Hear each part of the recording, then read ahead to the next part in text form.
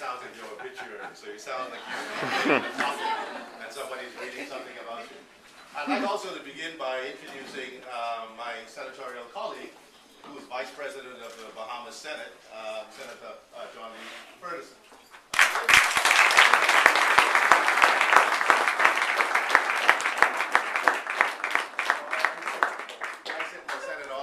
Not knowing what in the world to do, just look at him and asking him, what should I do next? What should I say next? So that's how I get my guidance. But it's a real pleasure for me to be here. I haven't been here for a fairly long time. In fact, I'm embarrassed to say so, because from everything that you're doing here, it's really the kind of research, the kind of study that we all know is what we ought to be doing in terms of looking at the future. And they had to pull me away from looking at some of the projects that you have here, because all of the stuff, to my mind, is so fascinating. And many people in the Bahamas now, whenever you hear the name Island School, it's synonymous with what we are supposed to be doing in the future regarding energy consumption and a lot of research and taking advantage of what we have here in the Bahamas with 100,000 square miles of ocean and all of the reef and the water and all the variety of marine species that we have in our country. And the critical piece of it is, all of you here are visitors. You're all tourists. And the primary reason that many people come to the country every single year, and we tend to forget about it because we take it all for granted, is really for the environment. But exactly how we maintain this magnificent environment for the future and make certain that we are living with it in the greatest kind of harmony is what it's all about.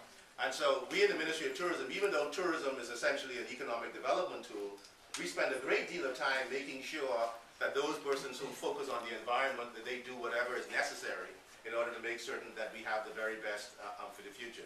So everything that you are studying, everything you're talking about, it is not trivial. It's something that's very important to us. And so that's why, the Maxis that started this, we're really are so grateful to them. In fact, I had the pleasure of knowing Tom Maxey, because Tom Maxey, in fact, I think was vice chairman of the advertising agency that represented the Bahamas Ministry of Tourism, that we chose, pure coincidence, and that their involvement here is something by reason of coming here and vacationing and getting it started. It's really how so many things begin. And I was saying to Jackie on the way here that when people start talking about tourism, tourism, I have a fundamental definition of it that many people not quite agree with me, but that never mattered to me. The whole point is tourism has everything to do with getting people to travel to a place, whatever the reason, as long as they're not destroying it, damaging it, or creating such havoc to it that is not being preserved for the future people who want to come and people who reside there. So the fact that this school is here, and I see large number of adults, I presume your parents and friends and relatives who have come here before and will be before, that's part of tourism too. So you're very much a part of what the industry is all about.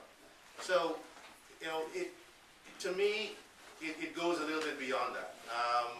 One of the things that Jackie didn't mention as part of my introduction, because I hide it most of the time, is that my undergraduate degree from Harvard is in biological anthropology. The reason that it is in biological anthropology is because I thought many years ago I wanted to be a researcher. So this stuff fascinates me. I love nothing more than research, because research is really learning new things that have potential applications that make a significant difference, the whole variety of things in the future. And so what you're doing here, from this year with the lionfish, and I will pretend to know as much as the people who told me about it a few seconds ago, is so very important that it's very invasive species that came into the Bahamas as a result of what happened after a hurricane. And it's a very, very important thing for us to begin to study. And the whole idea of somebody coming and providing us some wonderful lionfish food, because there is this connection between it's a venomous species and saying, oh, it must be poisonous, I can't eat it.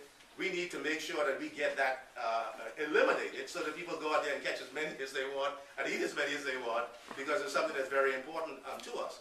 Then I go over here and see what you're talking about in terms of aquaculture, and hearing the professors from the University of Miami talk about it and the consultant from Peru talking about it, in terms of how we make sure we get to the stage of some level of sustainability in terms of developing what we need to develop. When you get 1.9 kilogram of feedstock that you need to produce 1 kilogram of fish, that obviously is unsustainable. And so how do you go find the alternative species and alternative sources of food in order to make sure you can have aquaculture that's on a sustainable basis? So these are really major issues and very important things for us. What are we going to do in terms of our own providing of fish for people who come and visit and the people who live here in a whole variety of ways. So it is a very, very important part of what we are all about, and what you're doing we are most grateful for, and the fact that you're doing it in Eleuthera, it makes it very, very special. And you're going to see over the course of time that we're going to begin to do some things very special, we think, in the Ministry of Tourism that is completely different from what you see happening in the Bahamas today, and you will begin to remember that you heard it here first.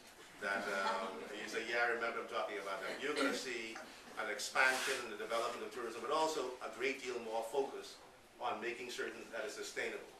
Because the thing we always talk about is people start talking about eco-tourism. Now, we need to become eco-nations first.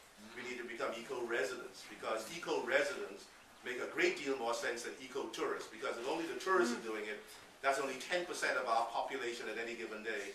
What about the other 90% of the people who live here on a year-round basis? So all these kinds of things really are part of what we are coming to live by and come to recognize and come to notice. So thank you so very much for inviting us to be here today. My learning continues. Thank you for being here, and thank to Island School for getting this started, because it is something that we think is an outstanding model of what we'd like to see spread throughout the Commonwealth of the Bahamas, with lots more kids in schools understanding these things to teach old people like me how to do it right for the future. So, thank you again.